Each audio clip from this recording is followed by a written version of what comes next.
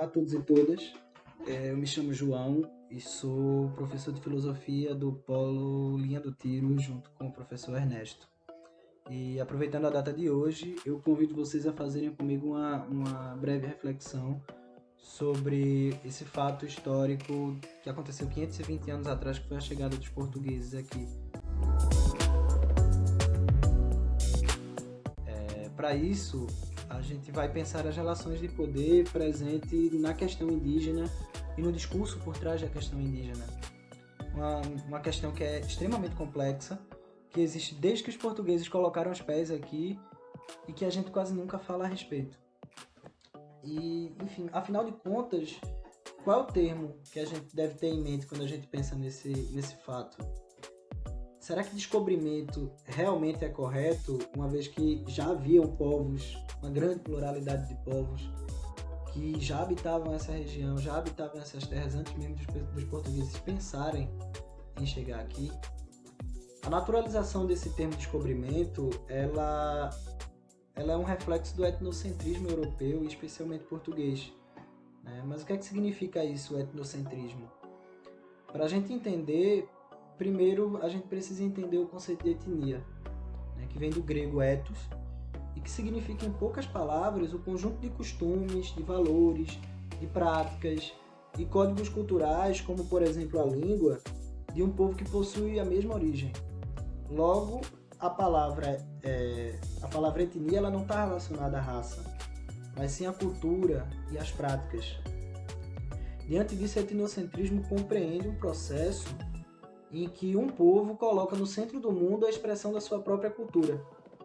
Esse é um processo que é parte fundamental do homem europeu, e o etnocentrismo ele permeia os conflitos desses povos, sobretudo após a consolidação da Igreja Católica como centro do poder do mundo, né, durante a Idade Medieval. Historicamente, os portugueses eles chegam aqui no Brasil em 1500, né, já início do século XVI, e na filosofia esse é um período particularmente interessante, porque ele marca a passagem do pensamento medieval para o pensamento moderno, que vai nascer com René Descartes durante o século XVII, no início do século XVII. Mas é ainda na metade do século XVI que começa a exploração brasileira, das terras brasileiras, e é com isso também que se inicia o processo de dominação e de extermínio dos povos indígenas no Brasil, um processo que nunca foi encerrado.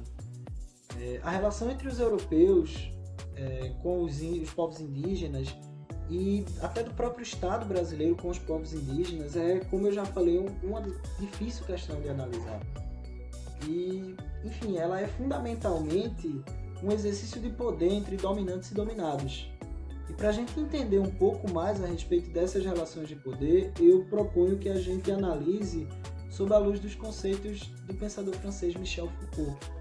Ele que foi um dos maiores intelectuais do século XX e talvez uma das mentes mais sóbrias que o mundo já conheceu. Aqui a gente vai utilizar o conceito de discurso como produção de verdade, um conceito que ele vai trabalhar no seu primeiro grande livro, que é A Ordem do Discurso. E para Foucault, o poder está em todos os lugares. Ele atinge a todos nós, e absolutamente nada e nem ninguém consegue escapar das suas relações e das suas práticas. Essas relações de poder, elas constituem uma relação de força que não precisa ser necessariamente uma relação violenta. Elas também são produzidas pela relação de forças com outras forças. Mas o que isso quer dizer? Quer dizer que essas forças são como dois lados da mesma moeda, e uma depende da outra para existir da maneira que existem. Por exemplo, aquele que domina, ele não pode existir sem aquele que é dominado. Se eu induzo alguém a fazer alguma coisa, por regra deve existir alguém que seja induzido. Ele diz que o poder não é uma propriedade, o poder é um exercício. Eu não posso tomar o poder de alguém, eu posso apenas exercer esse poder. E mesmo que esse poder seja monopolizado pelo Estado ou pela coroa, no caso dos portugueses, ele é exercido antes mesmo de ser monopolizado. E existem várias maneiras de se exercer o poder. Uma delas é o discurso. O discurso é algo que permeia a sociedade. Ele é algo que está estabelecido e que estabelece uma verdade ou uma norma. Ele está estabelecido como uma verdade ou como uma norma. A função dele é restritiva, né? Ele atua como uma espécie de sistema, uma estrutura que é regido por regras que podem possibilitar o surgimento de alguns enunciados e a exclusão de outros que não se adequam à norma do discurso. Mas, professor, o que é que significa esse tal de enunciado? Basicamente, enunciado é aquilo que se pode comunicar ou até mesmo aquilo que se pode dizer. Então, o que as normas do discurso fazem é permitir que algumas coisas sejam ditas e que outras coisas não sejam ditas, porque ela não é normal, porque ela não está de acordo com o que está estabelecido como a verdade, né? E isso vai depender da posição em que o sujeito se encontra, né? Você, por exemplo, não vai dar ouvidos a um louco, uma pessoa louca falando, ela não tem a atenção das pessoas, porque o discurso dela ela não está dentro da normalidade, entende? Dessa maneira, o discurso ele produz a realidade. O discurso como atividade normativa, ele produz uma realidade. E com essa realidade se criam também necessidades, demandas, desejos, vontades e lutas, etc. Né? Tudo isso vai se criando nas pessoas. Nada disso é natural, nada disso surge espontaneamente. Elas são fruto do discurso. O discurso dita normas e exclui tudo aquilo que não atende às suas normas, como o exemplo do louco que eu acabei de dar. Tudo aquilo que não é verdade, que não pode ser aceito como verdade. Mas o que é que eu quero dizer quando eu estou falando verdade? Eu não estou falando de uma verdade enquanto essência, uma verdade absoluta. Isso não passa pela cabeça do Foucault, isso não é concebível no pensamento dele. A verdade não é algo a ser encontrada da mesma forma que o conhecimento não é algo a ser encontrado. Tudo isso é uma produção humana contínua. A gente tem que entender que para ele o discurso é formado historicamente, não pela vontade das pessoas. O que dá suporte ao discurso é o que o autor vai chamar de a priori histórico, né, que é um arranjo material da realidade. E isso quer dizer as formas como se organizam as instituições sociais, as instituições que exercem poder na sociedade, como, por exemplo, a escola, a família, a igreja, a justiça, e quer dizer também as relações de poder que essas instituições exercem. O discurso pode mudar conforme os eventos históricos. E ele costumeiramente muda conforme os exemplos históricos, os eventos históricos. À medida que se mudam as relações de poder, se muda o discurso. Se mudam também as verdades produzidas pelo discurso. Para ele, aquilo que é qualificado como verdadeiro é produzido num espaço e num tempo específico. E no espaço eu quero dizer no espaço geográfico, né? Porque aquilo que é tido como uma verdade normativa na China não é a mesma verdade normativa que se tem no Brasil. E no tempo eu quero dizer que é verdade somente naquele período histórico específico, né? Com base nos acontecimentos próprios daquele período histórico. Então, assim, o homem egípcio do século III a.C., ele nunca poderia ser igual ao homem do século XXI.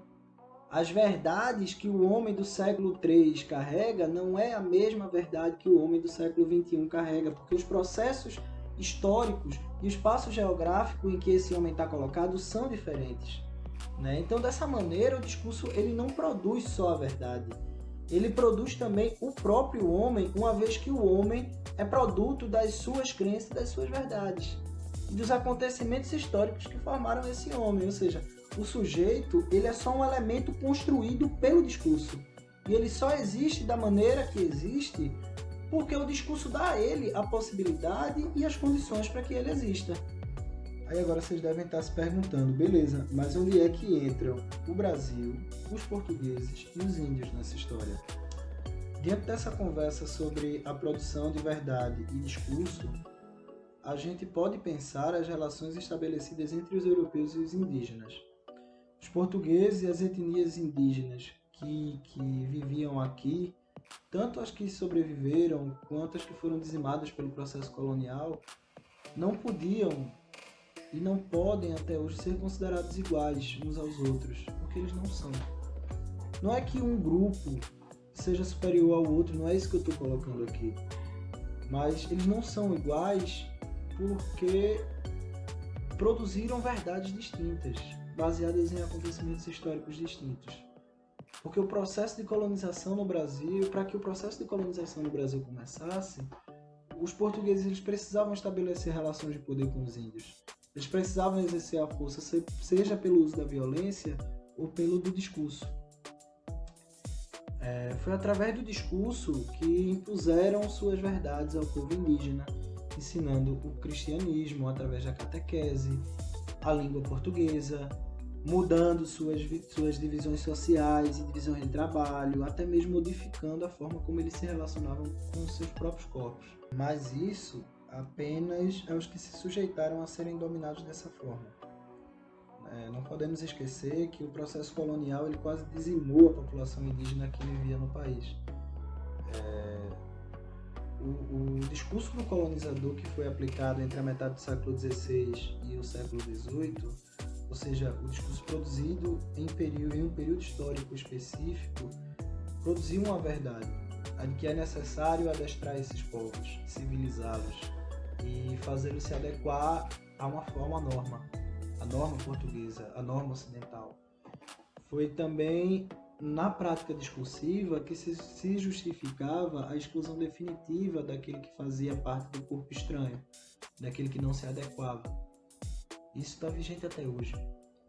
Esse discurso ainda permeia como verdade, a nossa sociedade continua marginalizando os povos indígenas e continua os matando para explorar suas terras. Não discutimos suas pautas, suas demandas, seus desejos, suas lutas, que foram formadas por um processo discursivo que constituem relações de poder que formaram a nossa sociedade. Mas o fato é que a grande maioria de nós segue suas vidas como se nada tivesse acontecido. E talvez até pior, como se não estivesse acontecendo agora. Como se os povos originários do Brasil eles não existissem, a não ser que eles existam como peças decorativas da nossa cultura e do nosso folclore. Sob a luz do que foi discutido aqui, talvez a gente possa chegar à triste conclusão de que, apesar de termos feito tudo o que fizemos, ainda faz parte da nossa ordem do discurso se agregar àquele que é diferente de nós, justamente porque ele é diferente de nós. Porque suas relações de poder se dão de outra maneira, suas práticas discursivas são diferentes das nossas e, por isso, produziram verdades diferentes das nossas verdades. Verdades essas que ameaçam a nossa própria verdade e a forma como a gente se relaciona com o poder. E talvez por isso ainda exista quem defenda que o índio se sujeite à nossa maneira de viver. Ainda há quem defenda a tornar o índio civilizado à nossa maneira de civilidade. Que devemos adestrá-lo e normalizá-lo aos nossos moldes. E quem resistir tem mais é que morrer mesmo. Talvez por isso ainda exista quem defenda que o índio tem que tornar suas terras produtivas e úteis para uma economia da qual ele não quer fazer parte, pois ela não constitui a sua verdade. Foucault aponta que, para a gente entender o discurso, a gente precisa perguntar 5 coisas. A primeira delas é: o que está sendo representado dentro de um jogo de enunciados como verdade ou como norma? A segunda delas é como os enunciados de verdade foram construídos e o que foi deixado de lado, o que é que ficou de fora. Quais os interesses que estão em jogo na produção desse discurso? Como é que esses interesses e esses enunciados se manifestam? E, por fim, como é que os enunciados podem ser considerados normais ou verdadeiros e como é que eles podem ser considerados anormais e falsos. Mas enfim, e aí você do outro lado? O que é que você acha a respeito disso?